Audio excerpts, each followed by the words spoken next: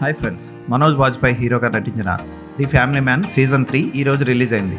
7 ఎపిసోడ్లతో ఒక్కొక్క ఎపిసోడ్ 50 నిమిషాల పైగా ఉన్న ఈ వెబ్ సిరీస్ ఎలా ఉందో ఇప్పుడు చూద్దాం. తనకెంతో ఇష్టమైన తండ్రితో సమానమైన కులకర్ణి గారిని చంపేశారని అతని చావుకు పగ తీర్చుకోవడం కోసం అతని హంతకుడిని వెతుక్కుంటూ వెళ్తాడు శ్రీకాంత్ తివారీ. ఆ మార్గంలో అతనికి ఎదురైన సవాళ్ళేంటి, అతని మీద పడిన నిందలేంటి, వాటిని అతను ఎలా ఎదుర్కొన్నాడు, ఎవరి సాయం తీసుకున్నాడు, చివరికి అతని లక్ష్యం నెరవేర్చుకున్నాడా లేదా అన్నదే సీజన్ 3లో చూపిస్తారు. రాజ్ డీకే వాళ్ళతో పాటు 2-3 డైరెక్ట్ చేశారు. కొన్ని ఎపిసోడ్ని అద్భుతంగా తీశారు. ప్రతి ఎపిసోడ్ ఒక్కొక్క డైమండ్ లా ఉంటుంది. స్క్రీన్ ప్లే అంత పకడ్బందీగా రాశారు. ఒక్క అనవసరం సీన్ కూడా ఉండదు. ఫస్ట్ 2 సిరీస్ల్లో మీకు అనవసరంగా వచ్చే ఫ్యామిలీ సీన్లు, రొమాంటిక్ సీన్లు, బూత్ సీన్లు ఉంటాయి. ఈ సీజన్లో అలాంటివి ఏమి ఉండవు.